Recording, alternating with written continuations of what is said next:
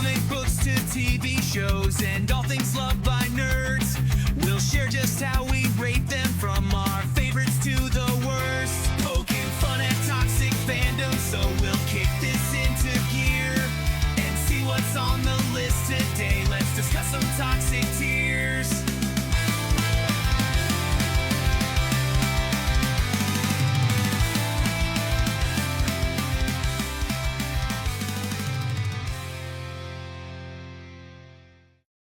Tell me how you're feeling. And we'd go, fantastic, terrific, great. Oh yeah, strong juice, baby sucker. I feel wonderful. Right on, right on, right on. Juice, juice, juice, juice, juice. I feel great. I feel great. Ooh, wah, wah. Let's kick some ass. Kick some ass. Who's number one? We are. Who's number two? Who gives a fuck? Welcome, welcome, welcome to Toxic Tears. We're back. Toxic Tears. We are back. This We're back. is episode 11. We're closing out 1980s, thank God. Closing out the 80s. This will be the best horror films of 1989. Not the best, but you know. We use that term loosely. Very loosely. Anyway, I'm Ron Rossman. Welcome back to Toxic Tears. We're very happy to be here. Hopefully everyone had a happy Halloween. Did you have a happy Halloween, Rob? I did have a happy Halloween. Had to spend it with you, but you know, it's all right. That's right. We went trick-or-treating. We actually went door to door trick-or-treating. Yeah, so we did. I got half a pillowcase full of candy. I was ecstatic. How much did Bryce got? He got like a third more than mine did. His was almost full. He had a lot. He's probably eating it all by now. Well, I had to make back. I spent $30 on candy giveaway for kids, so I had to make up my. Had to make it back. There were not many houses. There was one that had a whole table full of full-size candy They had bars. sandwiches, They Jell-O worked for shots. candy. It was awesome. Yeah. It was awesome. Yeah. They what'd you say? I would say a quarter of the neighborhood was lit. Oh yeah, most of it was dark. We have it was, a big It was very neighborhood. sad. We were commenting how sad it was. How many houses were not participating. There might have been maybe 100 kids trick-or-treating too. It was not a lot of kids. maybe. So anyway, so he's been talking, but I want to introduce to you my co-host, the very sexy Rob Kellum, also known as the Camp Killer. You just call me Rob Kellum. Cochran. My God, Man, I'm about to hurt you now. I'm gonna have to definitely fix that in post. It's Rob Cochran. Hey, have you ever been sitting around and thought to yourself, I need a Jason Voorhees for something?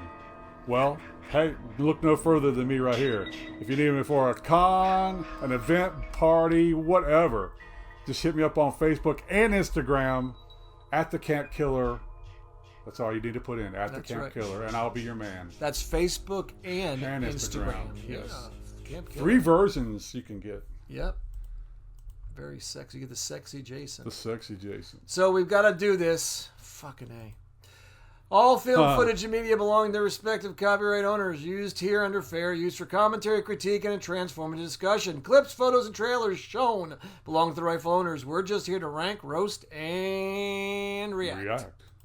That's very So we have one rule. We want you to comment. We want you to push back. We want you to challenge us on our choices because it's a ranking channel. It's not a review channel. It's a ranking channel.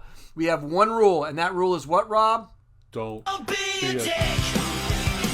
Don't be an asshole. Just be nice. You don't have to be that guy. Show some respect. Just be a person. Love one another. You don't need a reason why.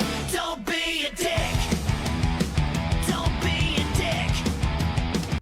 All right, don't be a dick. Please don't. If you are a dick, we will ban you. Cut you off. Right? See what I did there? That's right. We'll circumcise Bobbitt. you.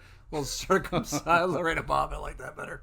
Because this is not a democracy. It is what? A benevolent dictatorship. That's right. That's right.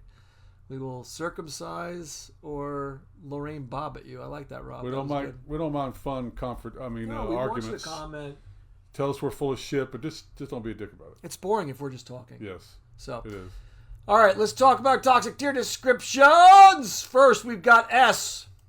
That's what I'm talking about! That's why he's the MVP!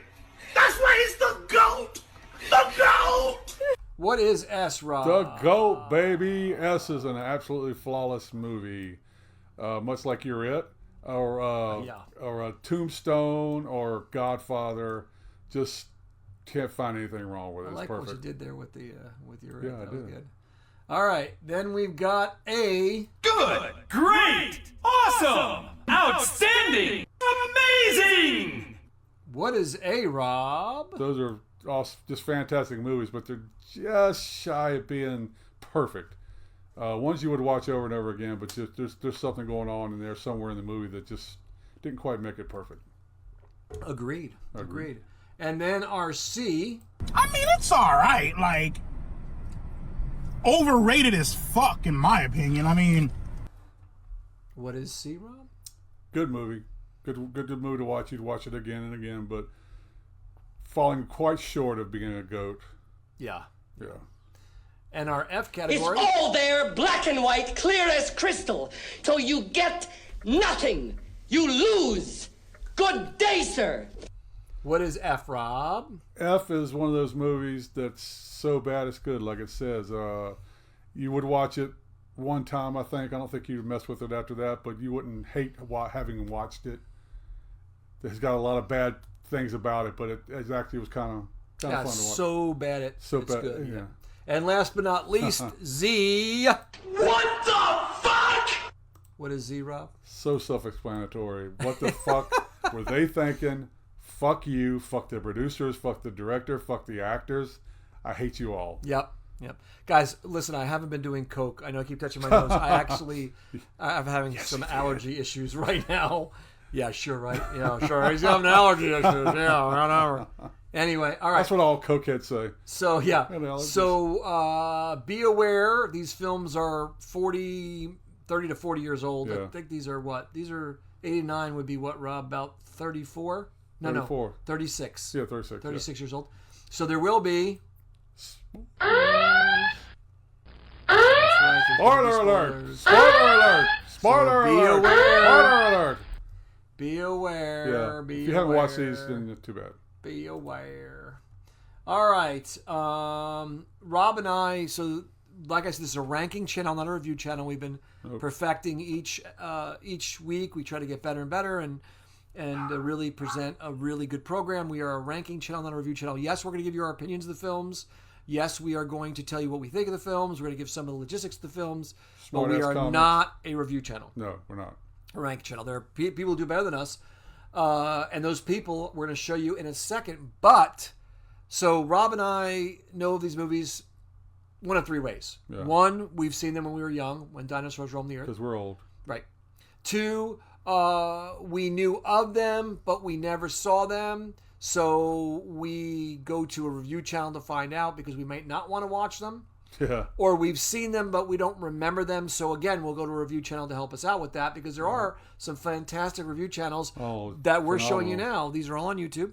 At Fanboy Flicks, he does a lot of obscure kind of cult films. He does a lot with Neil Breen, which is phenomenal. He does Steven Seagal. He's hilarious. Minty Comedic Arts, our friend from Down Under, he does a lot of mainstream pop culture films. The Bad Movie Bible does collections, knockoffs of Alien, Terminator, James Bond. Our favorite, the Brandon Tenold, The man. the myth, the legend. Brandon, he's hilarious. He's great. He's the one that he does mostly horror and science fiction. Cult. Yeah. Yeah, most a lot of cult movies. If you ever want to see one of his funniest ones, it was Sorority House Massacre, right? Yeah. Where the Boom was one of the actors. Dead Meat, if you're looking for a solid kill count with a good review attached. Yeah, they really get in deeply to it. Yeah, it's good. Yeah, a lot of humor, too. Very, very well produced. Very well. And last but not least, the Bearded Wonder, The Bearded Wonder. the horror geek. He's got a very so dry, dry. Yeah, dry but phenomenal. And he almost all horror movies he's pretty much looked at. So One more, we don't have to put it on the list for here Go ahead. on, is Good Bad Flicks. Oh, yes. I've watched a few of Yeah, those. especially when you can't find it anywhere else. They have it. Yeah, Yeah. and they're pretty good. Yeah, they are. Good rundown. They are. Most of these guys do spoiler reviews, so be aware. They do. But they do a far better job than we do. I don't know if we'll ever be at their level, but We don't delve so far into the movies, though. We don't get no, down they to- do. They do for sure. Yeah. And they give some great facts. They really do. But they're review channels. We're a ranking channel. Mm-hmm. So if we haven't seen the movie, but we don't have any desire to watch it, we'll watch these guys. If it's a movie we saw, but we don't want to really watch the whole movie again, but we remember most of it, but we want to just kind of brush up. We'll check out these guys. I think that's transparent enough.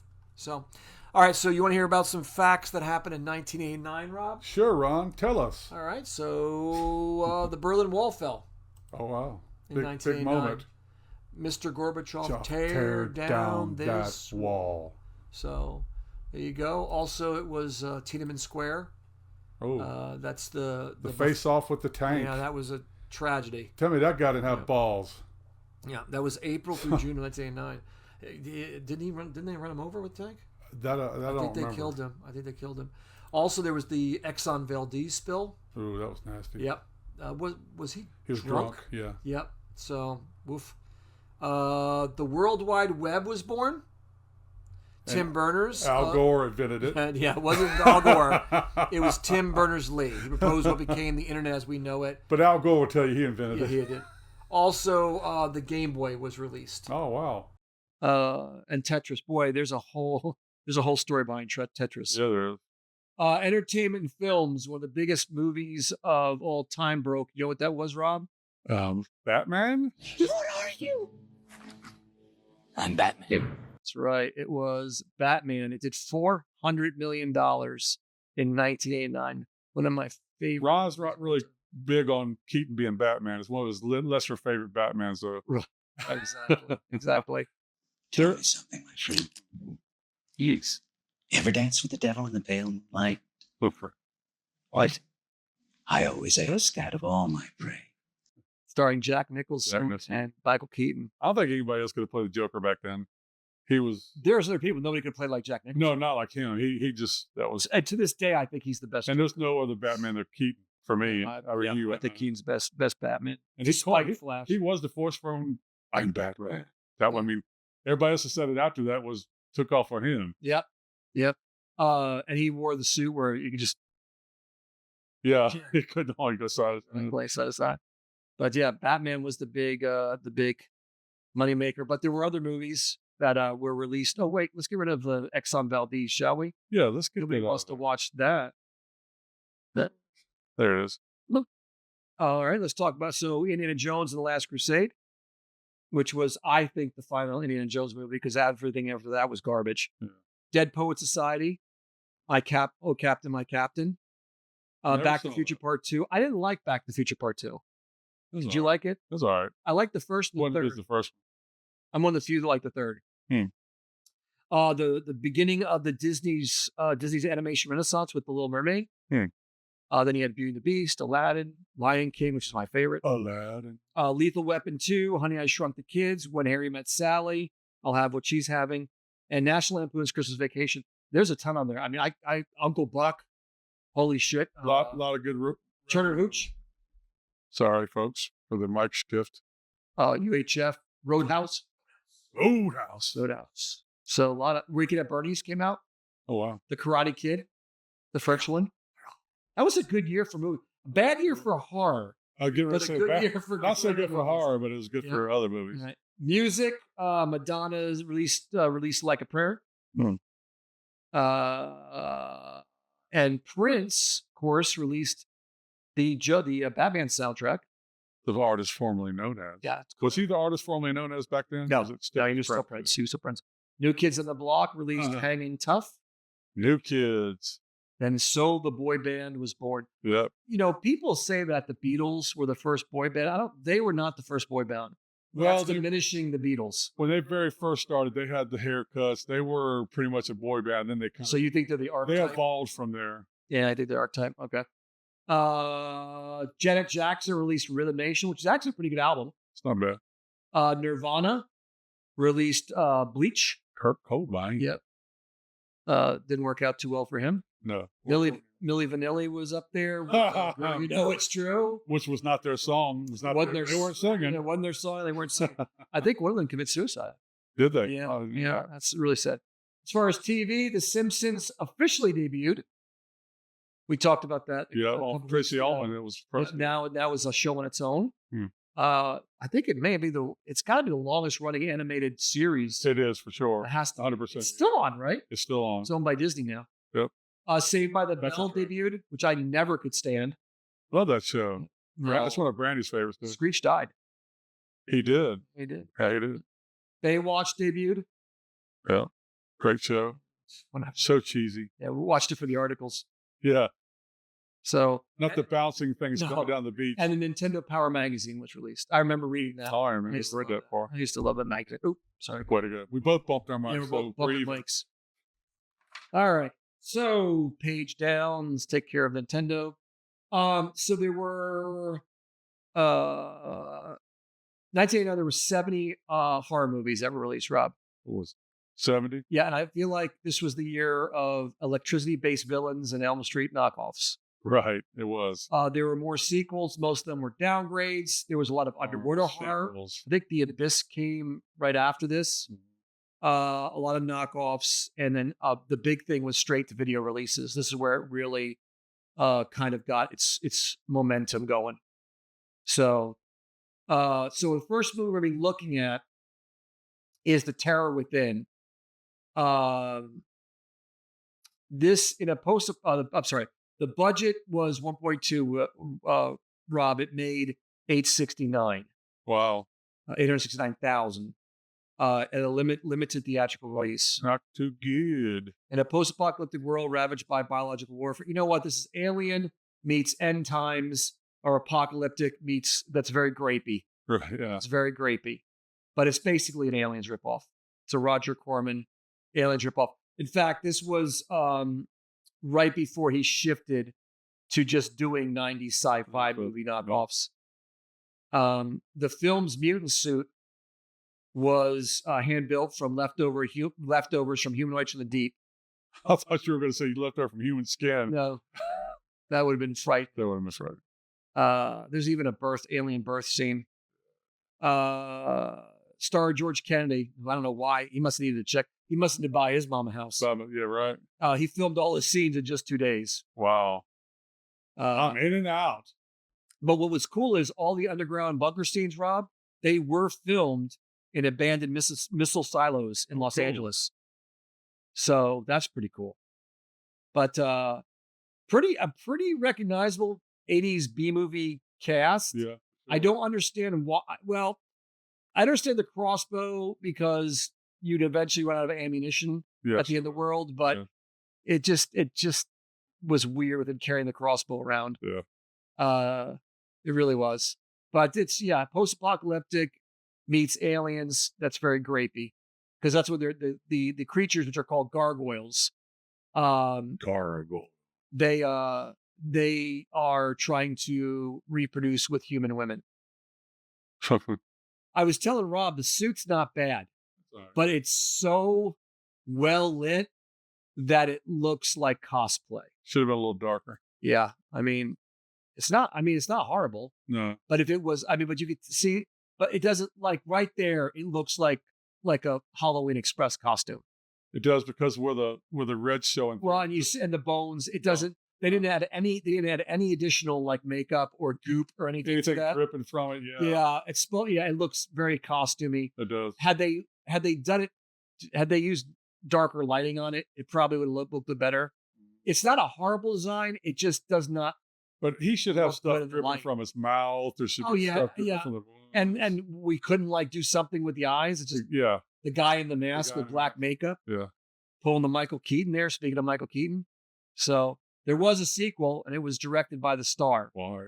I don't know, and I will never watch it. Never ever watch it. I told Rob I really wanted to see this movie. I couldn't wait to see this movie because I always wanted to see it when I was a kid. Big mistake. I actually watched this one all the way through. I'm sorry. Oh, Rob, I think it's a Z. Yeah, you won't get any argument from It's me. not as bad as Inseminoid, but it's definitely a Z. So It's like one step up from Inseminoid. And Simo is still number 2. Rock and Roll Nightmare is still number 1. Rob will still never forgive me for making him watch Rock and Roll Nightmare. God. Yeah. So, all right. So let's move on to our next film, which is definitely going to be a palate cleanser. That's Ghostbusters 2. Who are you going to call again? Budget was $37 million. It did 215 million worldwide. Not too shabby. Nope. This takes place about 5 years after the original Ghostbusters. They're kind of ostracized. Everyone's brushed what happened in the first movie on the rug, which I still don't get. Yeah, I don't either. This evil painting shows up, Vigo, Vico! and he starts bringing up all kinds of bad shit with this slime that is like moodering. Like a river under the city. Yeah, it's affected by your mood. And so the Ghostbusters are called back in. It's the original cast back. Even Sigourney. They do a weird thing with Sigourney Weaver and Bill Murray. Instead of making them a couple, they're like estranged. Yeah, which is weird. The effects aren't bad. They're just as good as the Not first good movie. effects. Great effects. I think this and the Statue of Liberty, walking across the sea. Titanic coming back. And even the villain is cool. Again, they did something different. I think this film gets a lot of shit for no reason. Yeah. But I think it's a fairly good flick. I think it's a good sequel. I do too. Sequel. The mood slime was made from methacel, which is what methamphetamine. They use it to thicken blood, fake blood, and milkshakes. Hmm. That's a good note. Vigo's actor Willem von Humberg was so difficult to work with. They actually dubbed over his voice. That's Max von Sydow. Oh, so that's not the actor. He looked like he was hard to work with. Yeah, but I think he was a henchman, and I really do think he was one of the henchmen in Die Hard. I think he may have been one of the henchmen in Die Hard. I always want to look that up on air, but that explains because I said, boy, his voice sounds so familiar, and it's Max von Sydow. So okay. The film's baby Oscar was played by twin brothers William and Henry Douchebag. Their nephew's a musician John Denver. Not bad. Like the John Denver? Yep. And I do remember that Dan Aykroyd's original script was actually the Ghostbusters Go to Hell. Oh. Which would have been an entry. I would have liked to see what that looked like. Yeah, that would have been interesting. Because the original script for Ghostbusters was they were in space, remember? Yes, they were ghost hunters in space. Yeah. And so I would have liked to see how that played out. But so Ghostbusters. Ghostbusters. Definitely not as good as the first one. First one was a goat. Nope. We got a couple things out of order. So yeah, ones. I think it's an A. Yes, definitely. I think a lot of people would disagree. It's funny. For years, I don't think anybody would have agreed that was an A, but I think now people are like, yeah, it was a really good film. I don't understand the shit it got. I don't either. It was funny. There's a part on The Big Bang Theory where they're going through a box of stuff they found, and it's like, oh my God, this is the original script for Ghostbusters. Oh no, it's Ghostbusters 2, and they throw it to the ground. Yeah. It's like, why? Why did they get so much hate? No, it doesn't make any sense. I think it's a good flick. It's great. I think it's a great. I'd watch it. I think it's like Fright Night 2. I think it's a good sequel. It may not be as good as the first one. No. But it's still good. Absolutely. Yeah, I think it got shit on unfairly. It did. All right, next up is Silent Night, Deadly Why do they keep doing this movie? Why do they fucking know? This is the last one, Rob, that actually still follows along with the mythology of the canon. A comatose Ricky Caldwell, played by Bill Moseley, is revived for a psychic experiment. He's got a bowl on his head. So his brain can be exposed. It doesn't make they never explain. They don't explain anything about that. So stupid. He awakens and he has a psychic connection with this blind girl. He starts hunting her, and of course, hijinks ensue. There are some flashbacks to the original movie, but not nearly as bad as the second. It was filmed it was filmed over summer so it could make its Christmas VHS deadline. It was released straight to video, so it's got a $2 million budget, but I don't have any kind of box office. What theater's going to put that in? And most of the kills are off screen. Again, I don't understand. They never explain the brain dome. He's kind of had it. I was so bad. It was so bad. And he appears in places where he shouldn't appear. It's very bizarre. But Bill Moseley, Rob, you know what Bill Moseley did before this? No, I did not. He was the crazy brother in Texas Chainsaw Massacre. Oh, yeah. Okay. But there's the brain dome. I just don't understand this. It's got fluid in it too. When he moves around, it's got fluid. This movie going past the first one, I don't need. and this is a year of those. We got several movies we're doing tonight that are just why? Why did you keep going? It was, and that the straight to video market opened up Yeah. a lot of whys. Yeah. Oh, It yeah, opened up a lot sure. of WTFs. Yeah. Again, the brain dome, I don't get. I don't understand the that's- brain dome. So weird. But Rob's right. There were plenty of sequels, and there's also, well, there's 1, 2, 3, 4, 5. There's That's 5 movies. ridiculous. Now, the last 2, 4, and 5 have nothing to do with the first 3. In fact, one of them That's involves witchcraft and bugs, very similar to the Halloween 3 storyline. Oh, really? Yep. Okay. There was a reboot in 2009 or 12, I can't remember, and now there's a new one coming out this year. Which is based on the first one. Yes. Okay. So You know, the Whatever. premise is not bad if you could just do it do it right. Yeah. right. Yeah, no. But this one did not. So this is a Z. A kid seeing something horrific at Christmas, it could be done right. No, Yeah, that's- yeah, absolutely. That's definitely a Z. I agree with you, Rob. I know the concept is not bad. The execution is fucking terrible. Oh, horrible. So, all right, let's talk about Howling 5. I don't know. Oh, this is another one. Why? So stupid. Okay, so there's no trailer for this because I could not find one that was quality enough to show. Thank God. That's how bad they were. Thank God. So the budget was 2.5. Again, it went direct to video, so who knows how little this film made. The synopsis: a group of strangers invited to a remote Hungarian castle soon realize one of them is a werewolf. The descendant of a massacre that took place centuries earlier. As the full moon rises, they are hunted one by one in an Agatha Christie style whodunit with fangs. That's an insult to Agatha Christie. Yeah, it is. Slap in the face. Absolutely not. This one was done at the first one, and they just kept going. Yeah, Going, it really kept was. going. Literally, none of them came even close. Not even close. This was shot fully in Budapest, Hungary. Wow. It was using, again, like the other one, using medieval castles. Mhm. This was supposed to be a standalone Euro horror thriller, but then they rebranded it with a Howling because they were afraid that it wouldn't stand alone and make Or money. they wanted to Yeah. use the Howling name to get it money. Right. And because of that, the director had to rewrite the script on set to fit the werewolf in. Wow. The title Rebirth was a meta reference. This was intended to revive the series after Howling 4, the original Nightmare's negative reception. Everyone had a negative reception. Here's an idea. Don't make a fucking movie. Exactly. Don't make a fucking movie. So what was the creature going to be if it wasn't a werewolf? I don't know. You said they had to add the werewolf. I wonder what they were. Just can't. Yeah, we don't need to talk about that. Thank you for putting it down in Yeah, Z. fucking- Without it, just do it. Yeah. They're all of them are terrible. The first one is such a cool movie, Oh, and the first one- rest are absolute bullshit. My favorite werewolf movie of all time. And if I was a director and someone came to me and said, at the last movie we made, I'd be like, I'm out. Yes. We don't need to make this. If You're out. if you're lacking that much confidence in this project, we should probably just stop. Yep. So anyway, 100%. fuck. All right. Yeah, when you can't even get a decent trailer. Holy shit.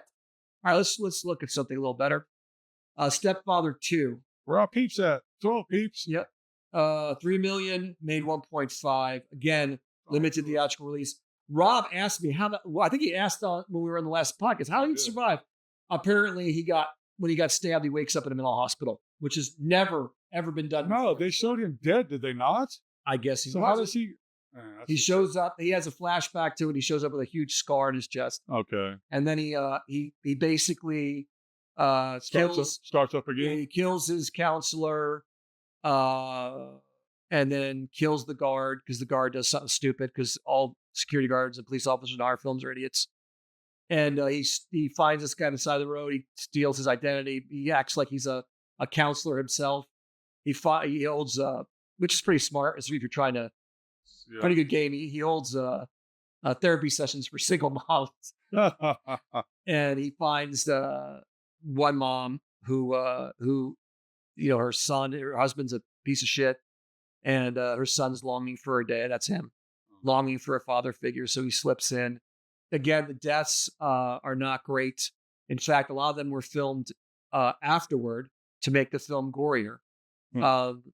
So it was directed by Halloween 2 screenwriter Jeff Burr, who was just hired days before the filming began. That's funny. Terry O'Quinn returned reluctantly. He wanted to give the character a proper ending. They must have given it a good. They did it. He wasn't happy with. I don't think he was happy with the end product because, again, there weren't a lot of the more violent scenes. I don't think were in the film. They were filmed afterward because there's a scene where her best friend gets strangled, and it's not him; it's the prop guy. Oh, And because originally I think she was put in the fireplace or something. So there was a couple scenes like that where they added some more of the violence and gore toward the end. what's that actress's name? I know, I love her. Her She's eyes awesome. are hypnotic. In fact, they didn't want to use her because of her look, because they wanted her to be more plain, because obviously he targets kind of like more plain. But she's got the most beautiful eyes I've ever seen of anybody. She plays a lot of villains. She was in She does play a lot. Yes, She was in Leviathan. She's been in 3 films that we're going to rank. So the NBA originally slapped, again, the NBA was going hard in 88. Yeah, they were very hard. They slapped it with an X rating, so they had to cut it. But there is an uncut version on DVD.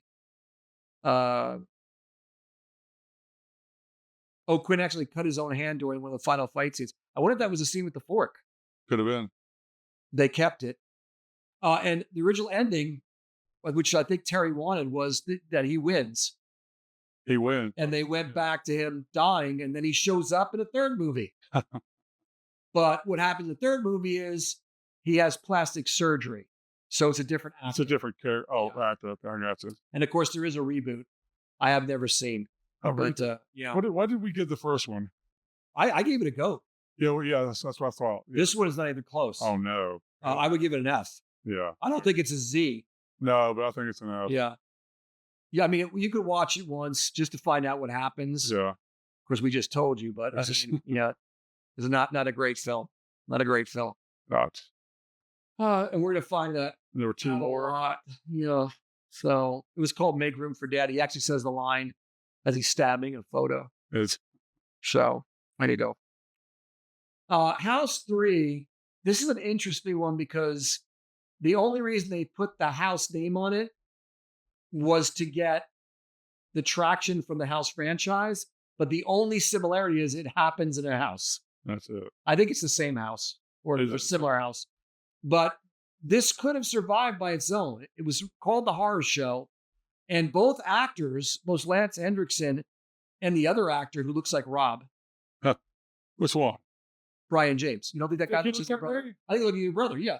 Guys, look at this Brian James who plays the killer and then Rob, and they look like they could be brothers. Watch, wait. Watch. We got to get close up. He better be damn good looking. He's been in a lot of stuff. You've seen him in a lot of stuff. Watch, here he's where he pretends he showed up as the wife. See?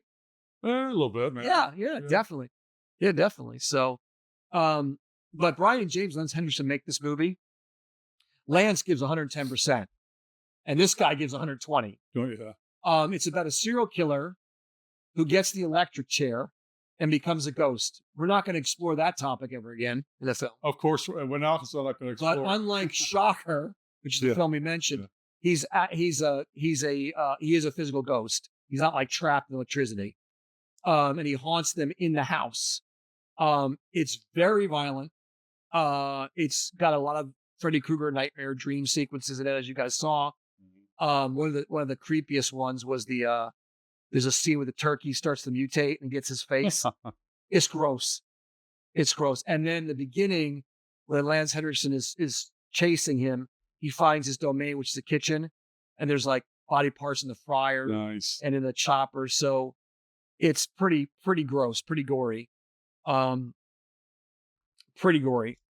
But Pretty gory. it is not related.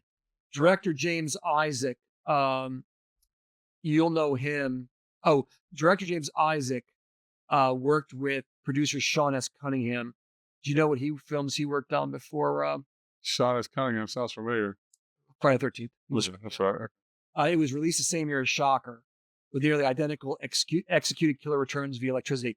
I don't think he does return via electricity, but it's not the same thing. In Shocker, the guy worships Satan, makes a deal with the devil, and then gets shocked. And that's how he moves. Not only does he move through electricity, but he can move through television signals. Tell me signals. But that movie went from it's definitely like X-Men Origins Wolverine. They're two separate movies. The beginning of the movie with the actual killer is scary, but then once they get to his ghost form, it gets very cartoony. This one does not do that. It's pretty intense throughout the whole thing. Anyway, I'm not gonna. So Brian James improvised many of his maniacal lines and designed his own laugh to make the character more gleefully demented. He does a phenomenal job. He's a great serial killer in this. Yeah. Your boy Kane Hodder was in it. Kane. He did stunts. Just stunt work. Yeah, just stunt works. The film was heavily cut by the NBA. Of course it was. Because of the gore. And I just showed you two the kitchen scene is intense. There's actually like a grinder or something, and there's 2 feet hanging out of it. And Nice. Yeah, it's really, really creepy. It's worth a watch, Rob. If you have not seen it all the way through, it's definitely worth a watch. I haven't seen it all. The alternate posters, it was called The Horror Show. I like the middle one the best. That's pretty cool. And then it got the House 3. So in some places, it was just called House 3 or House 3, The Horror Show. So a lot of people did not know this was a sequel to House and probably shouldn't be a sequel to House. It's not. Because the first one is kind of dark comedy. And like I've said many times, it's almost like an allegory of PTSD. Right. The second one just plays for laughs, but it still looks good. This one is straight horror. Yeah, he's got a couple of, Freddy Krueger-esque one-liners, but it's not heavily laden with that. So it's definitely more. I don't know why they just didn't try to go with it. Rob, this would be a good one to remake. I think you could remake this one and This really, yeah. yeah, because he has that. But most importantly, Rob, director James Isaac, guess what he directed? Tell me. And he did X? Yep, he directed Wow. Jason X.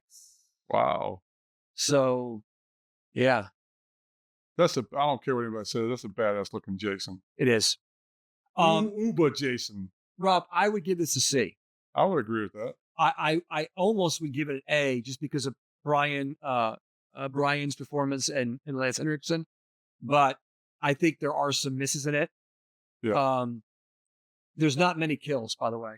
There's not many. Surprisingly, Shocker has more kills than this does. Shock. So interesting that's more cartoony, has more kills. This was more serious, has less kills. But it could have been played as like a serious kind of serial killer, almost Black Phone-ish. Yeah. It was like very Black Phone-ish. So yeah. yeah. So, but all right, sucking so far. Yeah. I was expecting it. We're on the bottom half of the tiers, aren't we? Yeah. For sure. Next one is Friday the 13th, Part 8. Jason Takes Manhattan. This movie gets a lot of hate too. Yeah, I think so. It's well deserved. Some of it is, but not all of it. It made $5 million. I mean, it cost $5 million. It made 14.3. Jason Voorhees somehow moves from a lake to an ocean. An ocean. Yeah. So is the boat that he's on. So we don't know how that happened. Ends up in Manhattan, then ends up back at the camp. There is way too little time spent in Manhattan. Oh, of course. This whole movie should have started in Manhattan, and he should have gone through shops and everywhere. Yep. Only 10% of the movie actually takes place in New York. That was a missed opportunity.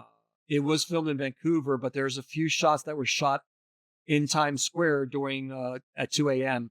the guerrilla style. Yeah. No permits. I heard about that. Director Rob Hedden's original script. Here's what I want to tell you, Rob. Had Jason battling boxers in Madison Square Garden and causing chaos in the Statue of Liberty. That sounds like it could have been fun. This should have been. It would have been great if they something happened where his body ended up in New York. Somebody took it there to examine it or something. And he just gets, and then eventually at the very end of the movie somehow ends up back at Camp Crystal Lake, but not having it take place completely. Or he should have. Jason wreaking havoc in a big city instead of the woods would have been phenomenal. And while they were doing that guerrilla style filming in Times Square, Kane Hodder was in full Jason makeup and nobody paid attention. They didn't. No one gave him a second look. Reminds me of that scene in Home Alone 2 where Kevin McAllister screams and nobody stops. Yeah. Yeah. So there was a scene where the boombox scene where he was actually supposed to kick a puppy or a dog, and Kane said, "No." Jason don't kick animals. I think, was this less bloody than number 7? It was less bloody. I think this might be the less bloody of all. Probably. The least bloody of all of them. But Kane Hodder had a story that he tells, and he even told to me when I met him that he stopped. Some cops came up and wanted to take a picture of him with him, and he was in full, gear. But he said he obliged them. He said that they were making funny faces and stuff behind him, so he got pissed off and he walked off and didn't do it with him. Oh, But, really? yeah, he said they'd have been cool about it. He'd have taken a bunch with them, but Uh, they wanted to be, jackasses. So, I think this is an F, Rob, but you made the call. The ending to this movie is so fucking Yeah, stupid. talk to me. Tell me about the ending, because I remember you sharing that with me. Jason's in the sewers, and the water comes rushing in and washes his body, and all of a sudden he's a kid again. And not a mutated kid. Not a mutated kid, just a regular He got cured. naked kid with shorts. Yeah, I think he had shorts on something, but so stupid. Put Incredible Hulk shorts on him. Yeah, so stupid. Jeez. That ending alone gets an F. Yeah, I don't think. I it's think the you want to same. watch it one time. You Yeah. definitely want to watch it one time, but If you're doing a marathon, it's got to be in the marathon. it's got to be in the marathon. Yeah. Yep, I agree. Yeah, I say that about all the movies except for 9. But anyway, Yeah, nine's an abomination. But we don't talk about Jason What else? We don't talk. we don't talk about that. We don't talk about Bruno. We don't talk about Jason Goes to Hell. Nope. All right, next up, Deep Star 6. Budget $8 million. It did $8 million. Oh, damn. A deep sea mining crew accidentally unleashes a prehistoric creature from an underwater trench. This is like Jaws underwater. A lot of underwater movies this year. Trapped miles below the surface, the survivors face rising pressure, oxygen loss, and a monster that devours them one by one. One by one. Yeah, it was the first of 3 of the big the trinity of underwater horror movies. Although I don't think Abyss is a horror movie. Leviathan and the Abyss followed within months. Well, in the Abyss, the creatures were Benevolent. Yeah. Yeah. And by far, I don't know. Leviathan special effects are pretty good, but I think Abyss set a whole new. That was not only did it set an amazing standard for special effects, but the stars of it still don't talk about. It was such a difficult film Yeah. that they don't talk about it. Really. Yeah, they don't talk about it at all. You will never hear what's his name, Ed Harris, talk about it. Yeah, so it was directed by Friday the 13th creator Sean S. Cunningham. So it was directed by Sean. So that's interesting. He jokingly called it Alien Underwater with Budget Scuba Gear. Yeah. It was shot in an abandoned naval tank in North Carolina that later housed sets for the Abyss. Shotguns are great weapons in water. Yeah. Yeah, it's not a bad film. It's a popcorn movie. Yeah, that's it. It's not scary. The effects are fairly decent. The acting is not bad. The monster is disappointing. It is disappointing. I mean, they put a lot of work into it. I give them respect for that, but it's not. You're expecting something. They actually made a full scale model of the monster. Yep. This one. Yep. The thing is, based on the damage it does, it's really weird. It's really weird. The monster seems to shrink and grow depending on the plot. Yeah, because it sneaks into rooms unnoticed, but it's so fucking big. How do you not notice doesn't it? make sense. Miguel Ferrer, who played the bad guy or one of the bad guys in the film, his death scene is infamous. That's where he succumbs to pressure. He jumps in the What do submarine they call without it? depressurizing it. Depressurizing. Yeah. Right. Rickets. Depression. No, not rickets. I'm not sorry, but yeah. Were they call it depression or they call it something? Depressurization. I forget what they call it. But they could be like called something else. I know what you're talking about, but I Yeah. can't think of it. But anyway, he was Gotta be a Bob horrible Ward way in to die. RoboCop. Yeah. He died in 2017. I did not. I did not know that either. I didn't know he died. I'd be fairly young too. Yeah, the monster was called Grendel. It's a giant crustacean. Pretty much crab. Yeah. Again, not bad. Another creature you shouldn't put too much light on. No. But like Rob said, you see how big it is. There's a suit next to it, and those suits are huge. Huge. This is not only is it able to take out one of the satellite stations and subs, but it's able to sneak into rooms unawares. Unnoticed. So how's that happen? Yeah, it doesn't make sense. Although I as much as I'm shitting on it, it's an enjoyable watch. I mean, it's not a bad watch. I think it's a C, Rob. What you're calling that? I was going to give it an F, but I don't think it's worthy. I don't think you would hate yourself for watching No. it. But I wouldn't watch it again. No, I subjectively, But C is a movie that you would watch again. I've watched it multiple times. Have you really? Yeah, I like the performances are good. The characters are fun. I can't It's under any the circumstances pacing is good. I mean, see myself watching it again. I don't know. I don't think the amount of work and the acting and the runtime. I'll let you go with that. Yeah, That's fine. We'll keep it for now. For now. It may change. It may change. So, but all right. Shocker! This was Wes Craven's baby. It was. He wanted to. He wanted this one bad. He did. It cost $5 million. It made 16, almost 17 million. Rob. Really? Serial killer Horace Pinker is executed in an electric chair, but uses black magic to turn himself into pure electricity. He's not pure electricity. He's actually almost like a signal. Pretty much, yeah. It's like terror vision. Yeah. He possesses TVs, appliances, and also people, which doesn't make any sense. Yeah, He's how able does to he possess possess I people? don't know. To do his killing spree. He goes after this one guy who's the one who basically, because of him, is why he went to jail. Forcing a young man with psychic ties to stop him in his reign of terror across both reality and broadcast waves. And how do they kill him, Rob? They electrocute him. They turn off the TV. Well, yeah. I'm not Oh, lying. you're talking about at the end. Yeah, they turn off the TV. turn That's off how the he TV. dies. They turn off the TV and he just disappears. And Wes Craven had complete creative control on this. The studio did not intervene. He wanted to do some stuff that he couldn't do with Freddy, didn't he? Yeah. Yeah. And this is what this is. Yeah. He said he wanted to replace Freddy Krueger. This was because he felt like Freddy was starting to taper off. This was going to be the new IP. And I don't know what the hell he was thinking. I don't know what happened. Didn't Wes happen. Craven's not. This is, if you would have told me Wes Craven, I didn't know Wes Craven made this film, or you would have said, not told me Wes Craven made this film. I would not. Yeah. I had a little There's stroke. No If it didn't have Wes Craven, if he didn't pull a James Gunn and slap his name all over this, yeah. I would have said this is not a Wes Craven film. He's quite proud of it. He is still to this day.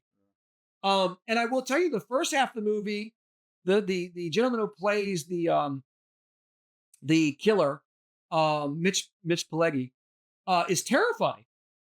It's terrifying. But then when they get to his ghost form, it's just fucking corny. It is corny. So Wes Craven, and we've shown this graphic a couple of times, has a tremendous pedigree.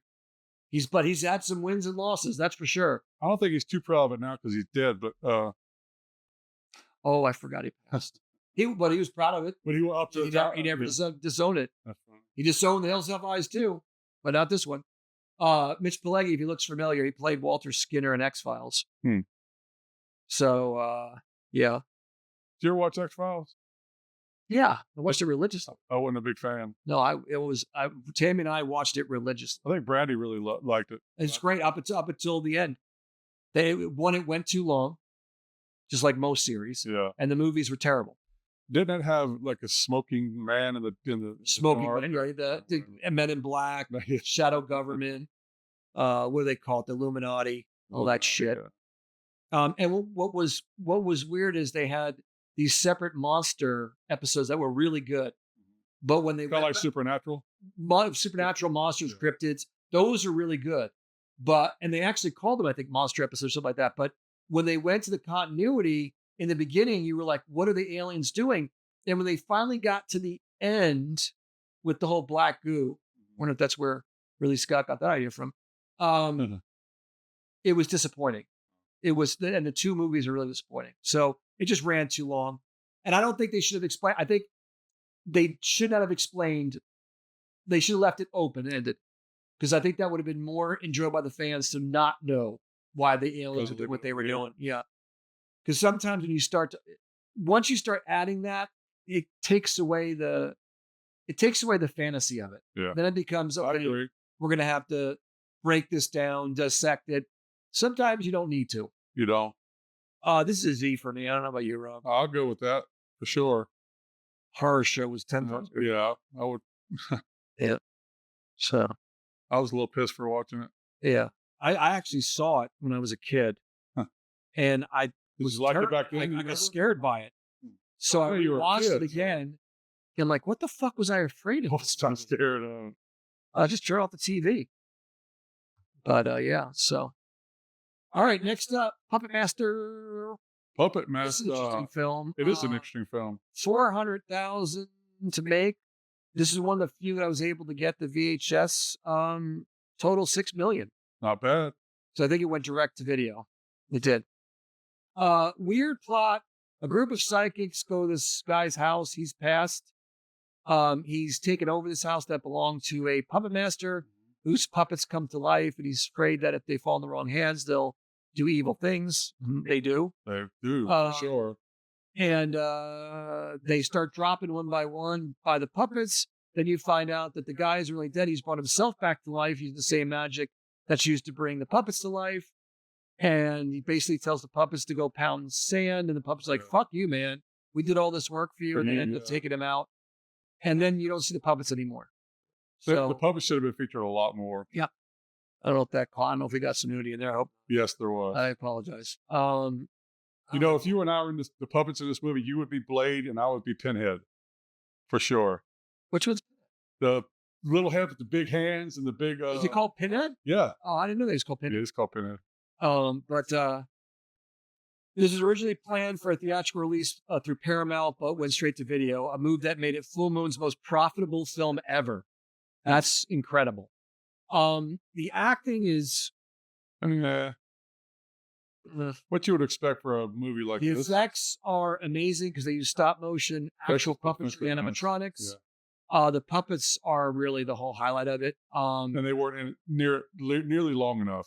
This should have No. Blade, the character Blade Rob was mentioning, was based off of Klaus Kinski. Is it Klaus Kinski? What the hell's his name? I think it is. Klaus Kinski. Kinski. David Schmoller, the director, based it off of him because he had such a difficult time with him in Crawl Space. That He wanted to poke. yeah. And he's the coolest one of them. So, Yeah, he is. Pinhead's pretty cool. there are a total of Good Lord. 15 sequels. 15 movies. Holy 15 movies. So I had to do 2 graphics. So this is the first. Wow. This is the first 10. No idea. Yeah. I heard the Axis of Evil line is terrible. The Axis of Evil? Yeah, because the whole thing is the Nazis go after him to get the puppets, and he ends up killing himself, the original puppet master. And so there's that storyline is there. So that's like a prequel. So they No, I don't know. I haven't seen them, but and then there were that's the 10. I think these are the last 5. There's Dr. Death, Puppet Master, Blitzkrieg Massacre, the Demonic versus Demonic Toys. There's Puppet Master Legacy, and that's the reboot. The big one's reboot. So I think there were a total of 15. I don't know. one of those any good. There also is. I heard it was not. Okay. There also was there's a Steam game available right now, and I hear that's really good. Okay. I don't know if you could be all the different puppets, but it looks good. Definitely good. It looks good. So, but yeah, it is the I believe it is the longest running direct to video horror franchise ever. Wow. 15 Ever. movies. 15 movies. There may be more, but I think there's 15. That's insane. The first one, I agree with I forget, I think it may have been Kill Count. It's kind of boring. It is a little boring. And they don't show the puppets enough. You just said that. They did not really enough. So normally I would say, oh, let's give it an S because the concept, but it really, it's not. Yeah. I'll give it an A for the puppets, Rob. Is that okay? Or I was going to say C. Yeah. Because the puppets aren't in nearly enough. They really aren't. If they'd have put the puppets in it more, I would say A. And I give you that one. I think C's fair. It really, guys, it really is boring. Like, it takes forever to get to the puppets. And some of the psychics are weird. And then one girl who has orgasms from just the energy from the room. And the one with the dead dog, the stuff. Yeah. That comes to life at the end. Yeah. And Leech Girl. Yeah, the one she kills you by putting leeches on you. How do you coughing up leeches? I guess they sucked him dry. I guess that's so weird though. You'd have to have like 100 on you for that to happen. Yeah. Anyway. Now we're talking about the thing underwater, Leviathan. Yes, 100%. This of the 3, I would say Abyss, Leviathan, and Deep Star 6 would be the way I'd rank them. Box office, I mean, budget was $25 million. It only did 15, which is, I don't understand why. This is a good movie. The effects are good. The acting is good. Yeah, you're right. Weller's in it. Daniel Stern's in it. Good stars. Ernie Hudson's in it. Mm-hmm. It's got a really good cast. Basically, they're deep sea miners. They come across a Russian submarine that was sunk. They find a bottle of vodka in it. And while they're finding that, they find this kind of weird bodies in there that look like they're mutations. There's your girl. There she is. She's back in it. Anyway, so they get back to the ship. Daniel Stern decides to drink the vodka, and it's got some kind of genetic thing in it that combines human and sea life DNA. And unlike the Thing, it's not trying to copy you. It's trying to make you it. Part of it, yeah. Yeah. So there's even a scene where the monster shows up. It's got faces all over it. Other people it's consumed. I mean, it's not the way they keep them underwater. It makes sense. The escape doesn't. Yeah. Decompression. Decompression. Yeah.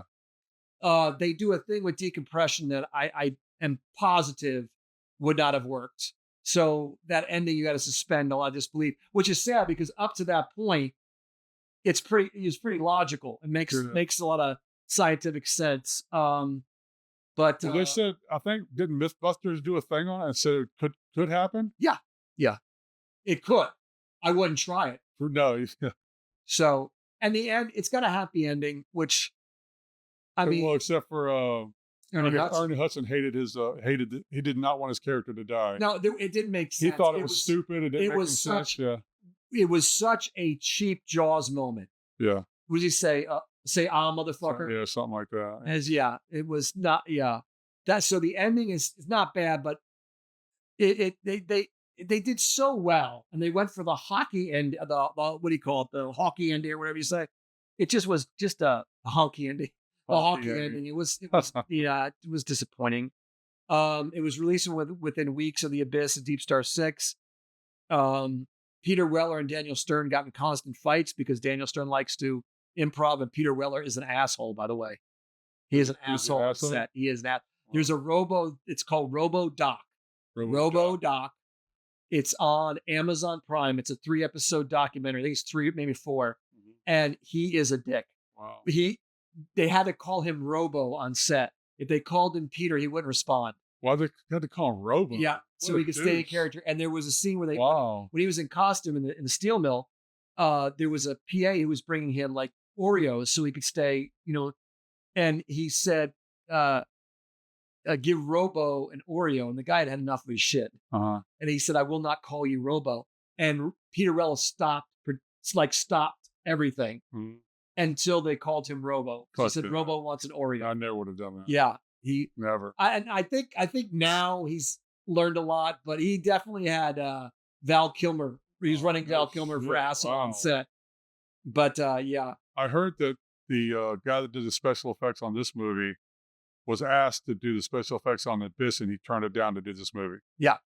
And the practical effects are awesome. It's all practical. Yeah. Again, is it as good as The Thing, practical effects wise? No. But is it a good practical effects movie? Yeah. Absolutely. Absolutely. The director, what's his name? George P. Cosmatos. He directed Of Unknown Origin, Peter Weller. I need to watch that. I hear it's good. Stallone in Rambo 2 and Cobra, which is a terrible film. Yeah, that's not too good. But he also directed one other film, Rob. What is that? No, he didn't. He did. That's right. Okay. He directed Tombstone. Well, he has a masterpiece there. Although there is some controversy as to who actually directed Tombstone, because a lot of people feel like the actual actors directed Tombstone. Yeah, pretty. Kurt Russell and those guys had input on what was going on. Yeah, 100%. The monster was pretty badass. Oh, there's the face. Yeah. See the face? There's the face. One bad. And then there's a close up. Looks pretty good. Yeah. The problem is this has another problem. You don't know if there's one monster or two monsters, because there's one swimming through the pipe system, and then the one that has engulfed Daniel Stern, eventually the girl. So I think they kill one and then another one survives, because remember, they crush the one's head. Then there's one that kills Ernie Hudson. So I think there's 2 of them in the movie. And that the side view of that monster, what's that, the deadly fish's name? The other one. Monster 4. What's that? It's got the light coming out of its head. Oh, it's supposed to be an anglerfish. Anglerfish. Yeah, That's they what it based looks off like, an anglerfish. Yeah. It looks great. It does. It looks fantastic. It's very real. It looks fantastic. I think this is an A. I agree. Okay. I would not give it a GOAT. No. And the only reason, Rob, is the ending. Yeah. The ending is a little corny. If the ending was better, I would have given it an S. I really would have. Okay. Pretty much, we've been here before. Not having any S's is interesting. Yeah, it is. So, Rob,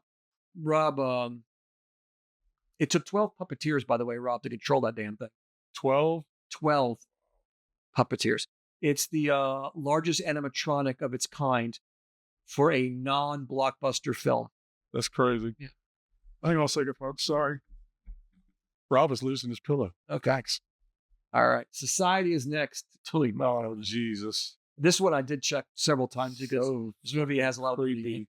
$2 Very disturbing. million. Again, limited theatrical. Went to video. I don't have any box office numbers.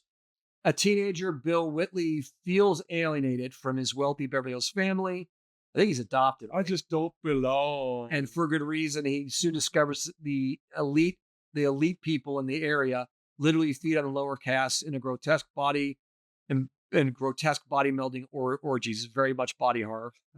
Accumulating in a nightmare Very much shunting body horror. ceremony where flesh and privilege blend into one. This is a class warfare movie.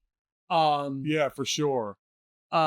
Big dig on the rich. Yeah. Huge dig on the rich. And basically, these people are aliens who only have it's almost like they're things, but they can remain human. Remember the thing where doesn't seem like they can remain human long? These can. They can. They can control. In fact, they can completely change their body and then go right back. But supposedly they've been existing for centuries. Yeah. And there's one scene where the adopted father, his head is in his ass. It's an ass. He called me a butthead, remember? So, That's so and then there's freaky. another scene where there's a lot of incest in this. A lot. There's a scene where the girl's head pops out of the mom's vagina or something. Yes. Not for the Hey, Rick. squeamish. What's up, bro? Hey, Rick. You're a little late to the party. Not for the squeamish. Don't eat. Definitely not. Before you Especially see it. the final scene is just, oh Yeah, my God. there's the shunting. Yeah, there it is. Yeah. Director Brian Yunza in his directorial debut after producing Reanimator and From Beyond. That makes perfect sense. Yeah, it does. It was filmed in 1986, but shelved until filmed in 1988, but shelved in the U.S. until 1992 because distributors thought it was too weird for American audiences. So it went limited. They were right. And then and then yep. Because my God. Yep. And that infamous. And I'm no prude either. No, by any stretch. That infamous shunting finale was designed by Screaming Mad George, whose surreal effects drew inspiration from Salvador Dali and The Thing. It really is. And note, Screaming Mad George is his real name. Yeah. That's not a nickname. He made that his real name. This is considered a cult classic. Why? Well, I could see why. But what a horrible... I'll be dreaming about that for 3 weeks. Yeah, I don't think it's a good film. I don't either. I think it's horrible. I think the effects are amazing. The effects are... You can't down the effects. No, you cannot. So... But would I ever watch it again? Hell no. But you watched it. Well, I think it's an F. Yeah. Okay. Unfortunately, I think it's got to get that kind of respect. Even though I really... I'll go with the that. incest thing really bothered me. Yeah, me too. I didn't see this film until about a year ago. It was free on Amazon. Huh. And I'm like, I always wanted to see it. I'd heard about it, but I wasn't even sure what it was about. I didn't even know anything about it. You found out, didn't you? Oh, yeah. Oh, You yeah. found out. Damn. All right. Next up is this the final Stephen King film of 1980s? Yeah. It This is. is the last one. He capped it off with Pet Sematary. Box office 11.5. It did almost 90 million. Good movie. Better book. Good movie. The book focuses more on the Wendigo. Yeah. Yeah. Okay.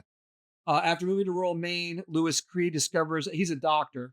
Yeah. Who's haunted by one of his dead patients, who actually is a helping kind of spirit. discovers a burial ground that can resurrect the dead at a terrible cost. There's a pet cemetery and there's another pet cemetery, which is an Indian burial ground.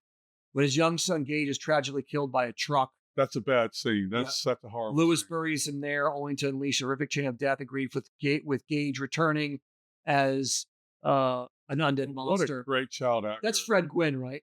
Yes. Fred Gwynn is the bad guy in this because wait, hear me out. Okay. Fred Gwynn knew what this place is because I think he buried his son, right? He knew what would go. And yet he pushed this guy to do it. Yeah. So I almost feel like because there's supposed to be a Wendigo spirit in the book that not only possesses people but also it also manipulates people. Yeah. So what's causing the little boy to still be alive is the Wendigo. It's inside him. But I think it also manipulates people. And so with context, you understand the Fred Gwynn character better. True. Out of context, I never understood I can see where why you're coming he from. pushed him to do that. It doesn't make sense. But the kid actor was so creepy. Did such a good job. He did fantastic. One of the better child Yeah. actors. Stephen King wrote the screenplay and cameoed as the cemetery preacher. Yeah. He loves his cameos. Yeah. And the novel is terrifying. Rob's right. The novel's better, but the movie's good. It's one of his better adaptations. You know how big of a Stephen King fan I am. I've read almost all his books. I hate it though because he's such a fucking douchebag in real life. I know. He's such a fucking dick, and I just. Mary Lambert directed it. Before that, she was doing music videos like a version of Material Girl. Huh. And the Ramones wrote the theme song Pet Cemetery specifically for the film because King was a lifelong fan of the band. I had my own note for this. You'll find this interesting. I was going to tell you earlier, but I'll save it. Oh. In that video of the Ramones doing the song Pet Cemetery, I don't want to be buried. Joey Ramone is wearing a pterodactyl T-shirt, which I was a bouncer at for 6 Pterodactyl years. Club. Yeah. Yeah, there was. That's Rick mentioned the cat. The other thing about it, Rob, why I tell you Fred Wynn's an asshole is that cat. Yeah, he buries the cat and the cat comes back. Right. I don't know why he thinks the kid it's going to come not out gonna be better. Yeah. So, but the Wendigo represents not one creature, but a spirit that can basically possess multiple things while manipulating it. Again, with that context, it makes the film better. Without it, it does create a little bit of a gap. And Andrew Hoobastank played the Zelda scene, which is for me the most frightening scene, is the Zelda scene, which is the sister of the girl in the film, and I think she kills her, doesn't she, or doesn't send help or something? Yeah. So she's haunted by that. Haunted by it, yeah. And then at the end of the film, he buries his wife because obviously he doesn't learn a lesson, Right. and his wife comes back in one of the most. She's none too. Oh God, that looks so awful. It does. Half her face is missing. Yeah. And he's like totally into it. It's just And she got like a knife behind him. Yeah. So while they're yeah. The only unbelievable part about it is the kid is hit by a truck. Oh yeah. And is intact. He would have exploded. Yeah, it would have been an ugly scene. There would have been nothing to bury. I still have not seen this film all the way through. I've seen it. Really? I've seen it broken up. Huh. Because the kid dying scene really, for some reason, really bothers me. Oh, it messes with you. Especially being a father. Because there's not many movies that do No, that. because he dies in basically an accident that could happen to anybody just by turning your back on your child. Would have been prevented too, but yeah. I personally think this is a goat. One, it terrifies the hell out of me. Rick says C for this one. I think it's a goat. I think it terrifies. It's either a goat or it's an A. I think it's a goat. I think the only thing. No, I think it's got to be an A because the Wendigo thing really hurts it. It does hurt it not having that aspect. I go with A though. I agree. Yeah. So I thought we had a goat, Rob. I really did. I don't think we're gonna get one, Ron. We may not. Warlock. Box office. I mean, budget was $7 million. It did 9.2. Barely. A 17th century warlock escapes execution by time traveling to 1980s, followed by a witch hunter. He wants to assemble, they say, the Devil's Bible, but it's basically the ultimate witch's Bible. Yep. They call the whatever. Oh, what the hell? Coup de grace. Yeah. Congrats. Julian Sands is absolutely a highlight to this. He plays an amazing villain. Laurie I'll Singer. He's a perfect warlock. Laurie Singer plays the girl. They had all this intense makeup to make her look older. She refused. She to wear the refused. makeup. That's why she's wearing that I heard that. fucking Party City makeup. I will not wear prosthetics. He kills the kid, by the way. He does. He drinks his Drinks his fluid. yeah. You don't see him kill the kid. Whatever that But is. It some wasn't of his blood. It was his fluid. Right. So- Some of the special effects are really bad. Oh, it's his fat. His rendered fat, fat. that's fine. He drinks his It's rendered fat. fat. Yeah. Some which again couldn't do blood. We had to do fat. Some of the special effects are really bad. Yeah, they are. And Laurie Singer's makeup, I would have fired her. Is absolutely terrible. I do like the fact that he fucks around with the fake psychic, and then she ends up getting possessed by the demon Right. that he serves. That's pretty crazy. Yeah. So the two leads really make the film enjoyable. It's not a crazy bad, but it's not It's bad.